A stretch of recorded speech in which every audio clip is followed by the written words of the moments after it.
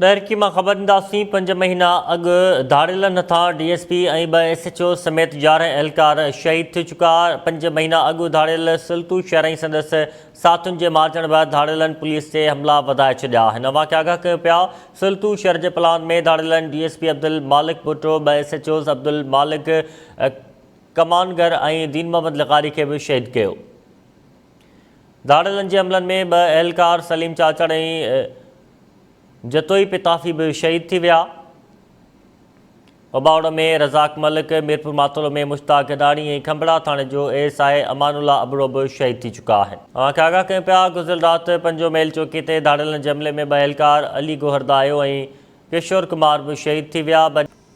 जी बुबशर बिल्कुल घोटकी जो जेको रौती वारो कचो आहे उन में पुलिस 6 महीननि खां वठी इहो चयो त धाड़ेलनि खिलाफ़ सख़्त ऑपरेशन कयो वेंदो। 5 महीना अॻु जेको बदनाम धाड़ेल हुयो, जंहिंखे रिटायर धाड़ेल चयो वेंदो हो, सुल्तू शहर, जंहिंखे घोटकी पुलिस धोखे सां घुराए करे सुल्तू शहर ऐं उनजे साथी ईसो शहर डोणो खे जॾहिं मारियो त उन खां पोइ पुलिस ऐं जेका ॾोयारनि जी पाण में यारी हुई उहा टुटी वई। उन बदनाम धाड़ेल सुल्तू शहर ऐं ईसो जे मारिजण खां पोइ घोटकी पुलिस खे हिन वक़्त ताईं वॾो नुक़सान खणणो पियो आहे। हिन वक़्त ताईं घोटकी पुलिस जो हिकु DSP, 2 SHOs, हिकु ASI समेत 11 जेके पुलिस एहलकार आहिनि उहे शहीद थी चुका आहिनि।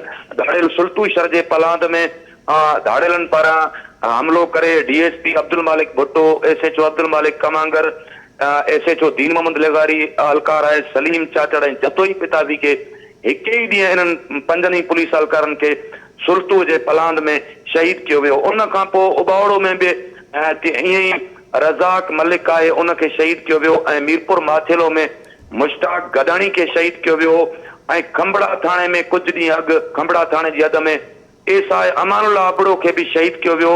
ऐं गुज़िरियल राति ताज़ो ई ॾोयारनि पारां इन रौती वारे कचे सां भर में लॻंदड़ जेको थाणो आहे खेमड़ो, उते दीदा दिलेरी सां 12 खां वधीक जेके धाड़ेल आहिनि ॾोयारी ॿुधाया पिया वञनि, उन्हनि हिकु पुलिस चौकी 5 मेल ते हमलो करे 2 पुलिस एहलकारनि खे अली गोहर दायो ऐं किशोर कुमार आहे उन 2 पुलिस एहलकारनि खे शहीद करे छॾियो आहे ऐं हिकु पुलिस एहलकार खे ज़ख़्मी करे छॾियो आहे। जॾहिं त ताज़ो ई IG सिंध गुलाम नबी मेमण बि हिन रौती वारे कचे वारे बचाव बंद जो दौरो कयो।